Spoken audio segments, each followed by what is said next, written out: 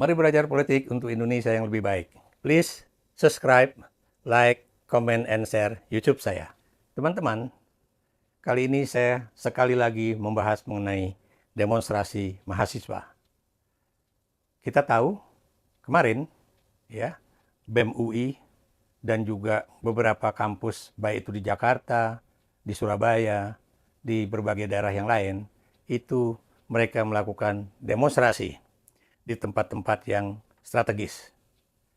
Mereka antara lain menyuarakan mengenai betapa mahalnya uang kuliah tunggal bagi perguruan-perguruan tinggi negeri, ya, dan juga mereka menuntut agar tunjangan kinerja para dosen, baik itu yang ada di universitas negeri ataupun di swasta, tapi berstatus sebagai ASN, ya, itu harus diberikan.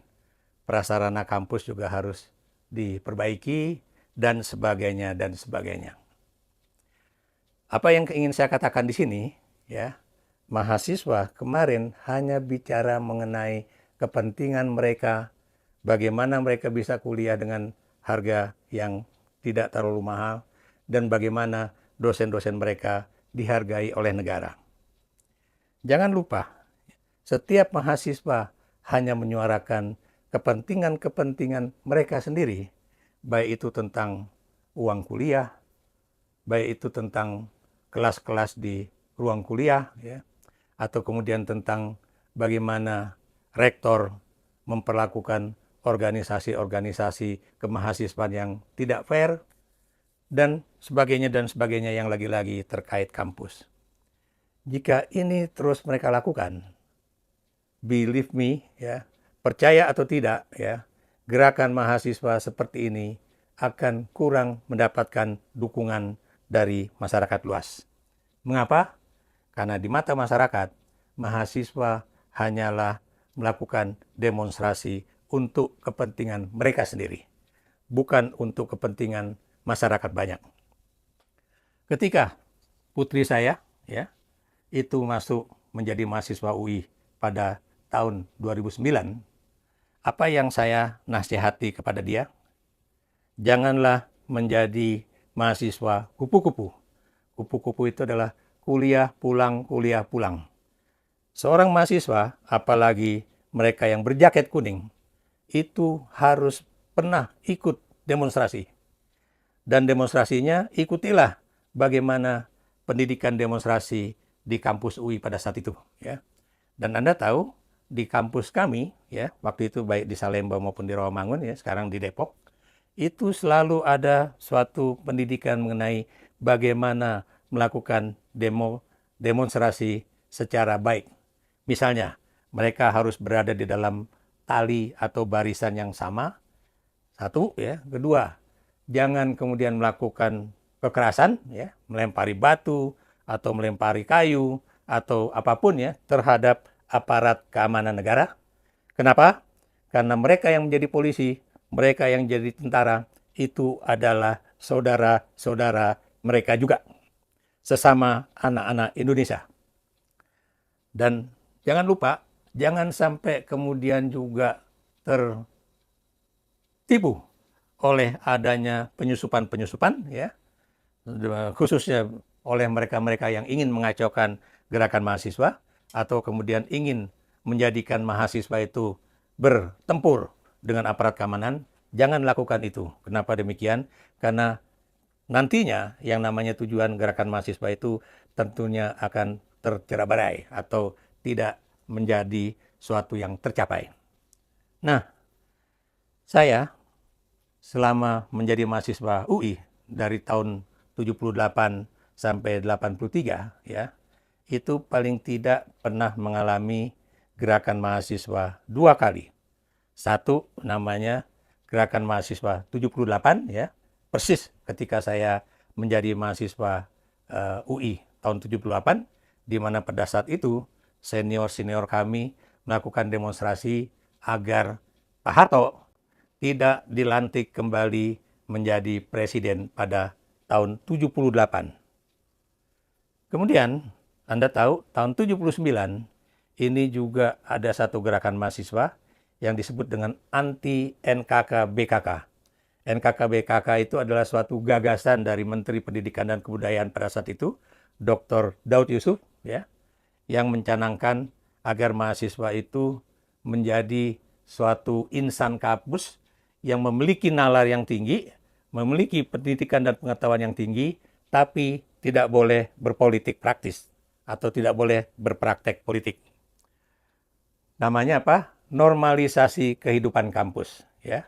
Jadi kampus tidak boleh dijadikan tempat untuk berdemonstrasi, kampus tidak boleh menjadi tempat bagi organisasi-organisasi ekstra, ya, ekstra mahasiswa seperti HMI, GMNI, PMKRI ataupun organisasi-organisasi yang lain, ya, di mana pada masa yang lalu bisa saja menggunakan kelas-kelas untuk pertemuan-pertemuan organisasi ataupun organisasi antar kelembagaan mahasiswa. Nah, ada juga gagasan beliau, yaitu disebut dengan kenapa ada NKK-BKK.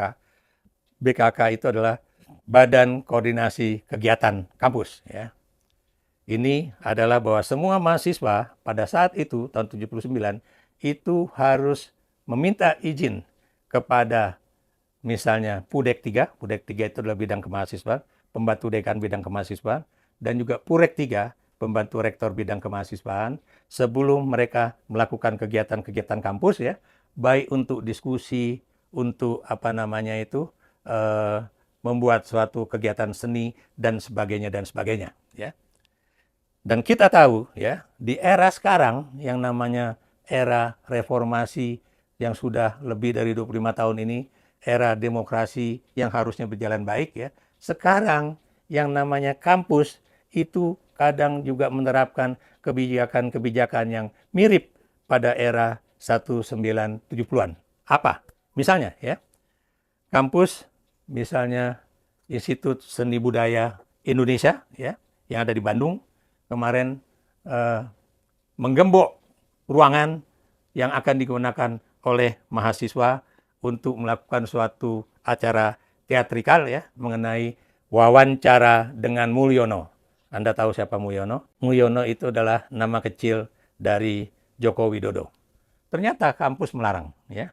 Dan kita juga tahu, ya, yang namanya gedung yang untuk pameran seni, ya, di Gambir itu juga pernah tidak boleh memamerkan hasil-hasil lukisan dari Jos Suprapto, seorang pelukis dari Yogyakarta, gara-gara di antara lukisan yang akan dipamerkan itu ada lukisan-lukisan Jokowi yang boleh dikatakan itu benar-benar tidak bisa diterima oleh mereka yang menjadi pengelola gedung kesenian tersebut, ya, dan juga tidak boleh karena memang kebetulan yang namanya penguasa saat ini itu adalah kelanjutan dari rezim Jokowi masa lalu.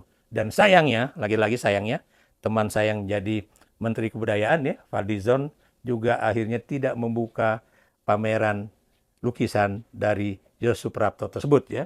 Walaupun saya tahu beliau adalah orang yang bagian dari orang kampus di UI dulu, ya, yang sangat-sangat demokratis dan broad-minded.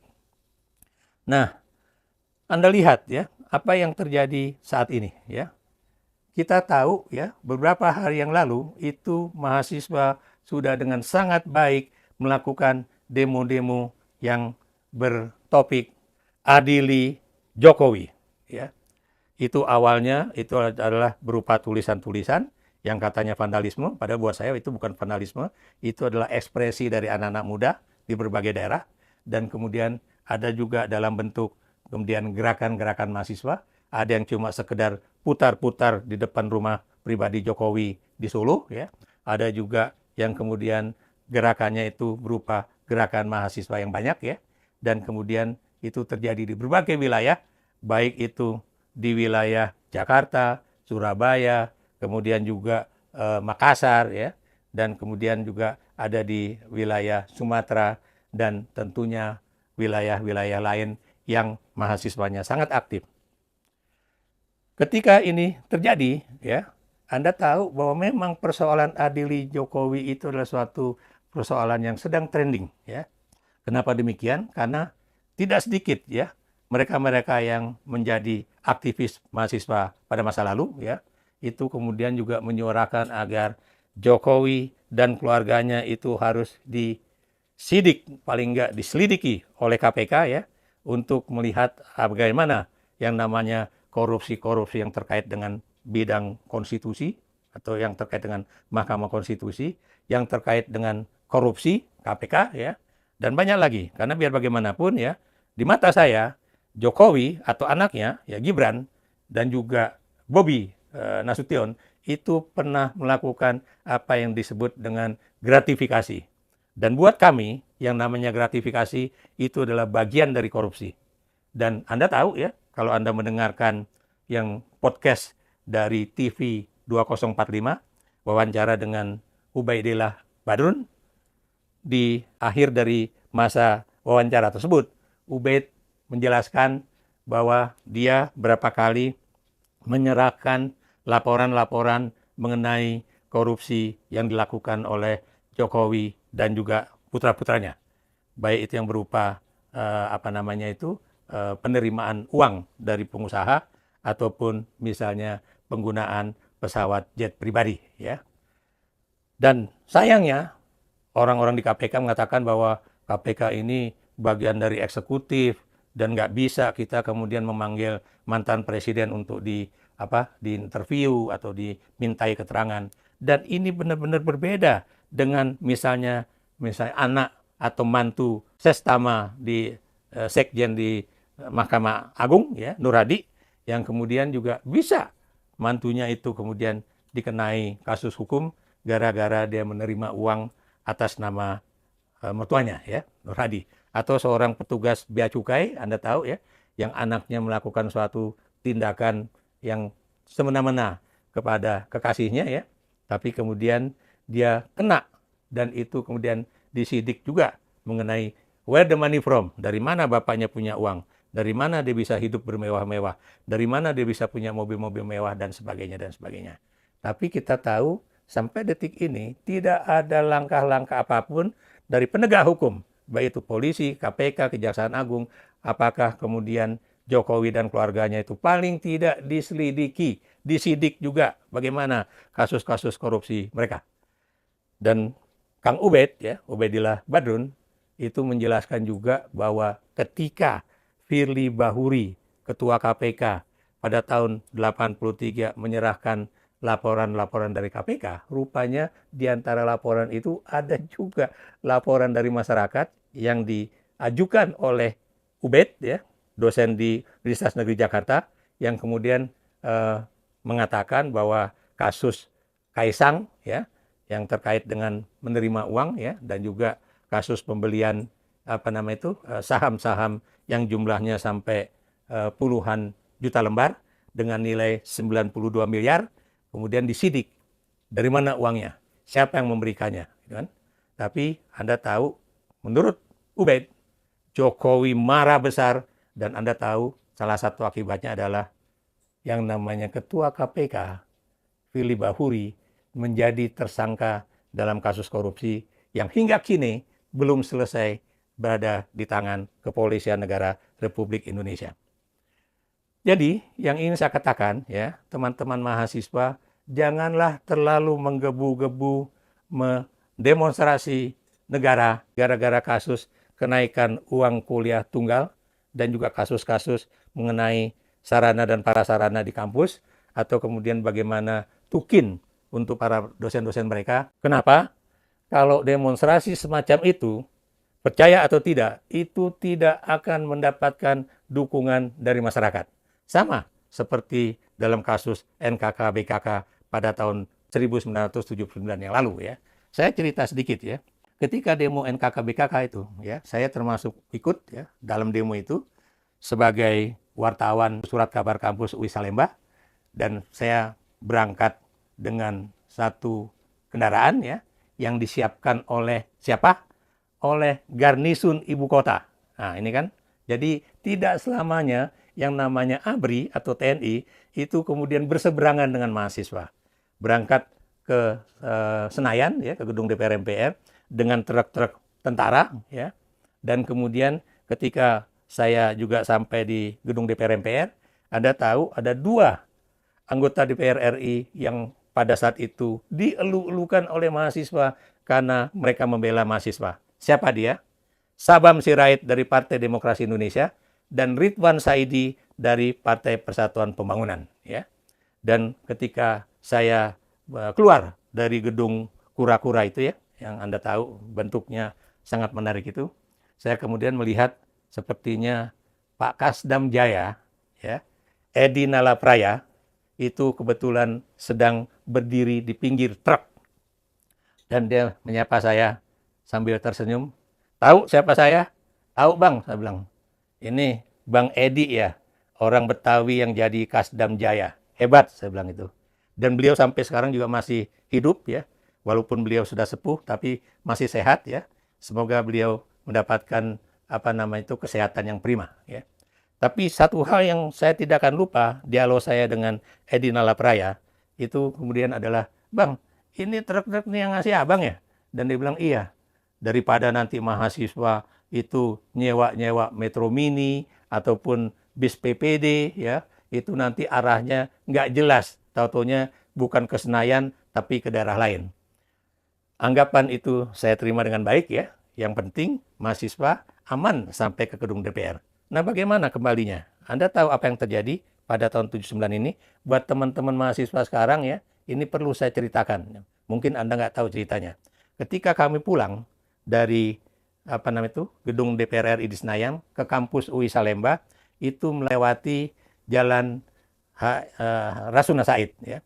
Kita lewatin jembatan Rasuna Said, dan di situ pada saat mahasiswa sedang kembali itu ada helikopter Polri itu kemudian terbang di atas demonstrasi mahasiswa. And you know what happened? Ada. Saya nggak tahu apakah itu teman mahasiswa atau siapa, itu melempar helikopter yang terbang sangat pendek itu dan mengenai baling-baling bagian belakang. Yang Anda tahu baling-baling bagian belakang itu adalah penyeimbang helikopter supaya dia bisa terbang secara baik. Dan apa yang terjadi? Helikopter itu berputar-putar karena memang tidak bisa dikendalikan dengan baik dan jatuh persis di jembatan yang Anda tahu di situ adalah tempat di mana anak-anak mahasiswa itu berkumpul ya. Jatuh dan langsung untungnya tidak langsung terbakar. Saya langsung berteriak mundur, mundur, mundur, mundur. Kenapa? Karena kalau kita tidak mundur, itu helikopter itu bisa saja terbakar atau meledak dan ini akan menimbulkan korban di antara mahasiswa ya. Jadi adik-adik mahasiswa ya, saya senang ketika BEM UI ya dengan jaket kuningnya itu kemudian turun ke jalan kembali ya. Tapi saya ingatkan kepada Anda lagi-lagi jangan hanya membicarakan kepentingan mahasiswa ANSIH ya. Jangan bicara mengenai kepentingan dosen-dosen Anda ataupun kampus Anda. Tapi cobalah Anda tetap memperjuangkan kepentingan masyarakat banyak. Mengapa? Karena Anda tahu kalau Jokowi tidak melakukan korupsi, baik itu dalam bidang bansos ya, ataupun apapun ya, itu tentunya uang yang akan ada untuk misalnya pemerintahan Prabowo Subianto itu akan sangat cukup untuk membiayai program-program makan bergizi gratis atau pembangunan sekolah rakyat ya, dengan sistem boarding school ataupun yang lain-lain. Tapi gara-gara uang pada masa Jokowi itu dihambur-hamburkan hanya untuk kepentingan diri dan keluarga dan juga kroninya, itu yang menjadikan uang negara kita sangat sedikit dan ini menimbulkan pengurangan-pengurangan besar-besaran ya. Yang Anda tahu, yang sekarang 306 triliun, nanti akan ditambah lagi berapa dan jumlahnya itu bisa mencapai 750 triliun rupiah. Kalau itu hanya untuk makan bergizi gratis, that's impossible. Kenapa? Karena makan bergizi gratis itu cuma sekitar 117 triliun rupiah per tahun. Ya. Apa yang saya katakan di sini, bukan mustahil uang 750 triliun rupiah itu, ini juga untuk membiayai program yang lain-lain ya, termasuk juga untuk sebagian bayar hutang dalam negeri mungkin ya. Jadi kalau saya masih membicarakan pemerintahan pada era Jokowi, orang sering mengkritik saya, sekarang kan udah era Prabowo. Ya, memang sekarang era Prabowo. Tapi yang namanya transisi dari Jokowi ke Prabowo itu tidak semanis seperti yang dibicarakan baik itu oleh Jokowi ataupun Prabowo. Apa yang saya katakan? Kalau memang itu adalah transisi politik yang smooth, berarti kita tidak akan mengalami suatu masa di mana krisis ekonomi saat ini lebih dahsyat dibandingkan pada era ketika kita menghadapi COVID. Ya. Apa yang diterima oleh rakyat kecil pada saat ini jauh lebih dahsyat dibandingkan apa yang terjadi pada misalnya 1997-98 ataupun ketika dolar naik menjadi 415 rupiah ya pada saat itu ya. Jadi ini yang ingin saya katakan ya. Jadi janganlah mahasiswa terkecoh oleh suatu isu-isu seakan-akan mahasiswa menjadi orang yang dirugikan sebagai akibat dari UKT, tapi Anda melupakan apa yang penting diperjuangkan oleh mahasiswa baik untuk bangsa dan negara ini ataupun untuk membasmi korupsi dan nepotisme di negara ini ya. Saya juga ingin menceritakan ya, saya bukan cuma ikut gerakan mahasiswa pada 78 dan juga 79 ya. Kita tahu 78 itu tidak sedikit tokoh-tokoh mahasiswa itu yang kemudian masuk penjara ya. Antara lain saya sebutkan ya, itu di UI itu Ketua Dewan Mahasiswa Universitas Indonesia, Lukman Hakim ya. Dan kemudian senior kami juga ya, itu seorang juga mahasiswa dari FIPIA ya, Fakultas Ilmu Pasti Ilmu Alam, yang kemudian Anda tahu dia akhirnya pada masa Presiden Susilo Bambang Yudhoyono pernah menjabat sebagai sekretaris kabinet di Poalam. Ini bukan tokoh-tokoh yang tidak punya otak ya, karena kadang-kadang yang namanya tokoh mahasiswa selalu dicerminkan sebagai orang-orang bodoh yang hanya pandai untuk teriak-teriak dan kemudian untuk demonstrasi di jalan. Tidak sedikit yang namanya tokoh-tokoh mahasiswa itu adalah orang-orang pintar ya, orang-orang yang punya kepedulian pada masyarakat, kepedulian kepada bangsa dan negara ini ya. Dan saya juga mengikuti demonstrasi yang lain ya, itu bukan di Indonesia, tapi ketika saya menjadi mahasiswa tingkat doktoral ya di Griffith University pada tahun 1989. Anda tahu kenapa kita demo? Ada peristiwa Tiananmen ya, ketika pemerintah Tiongkok menghadapi gerakan mahasiswa secara keras di lapangan Tiananmen.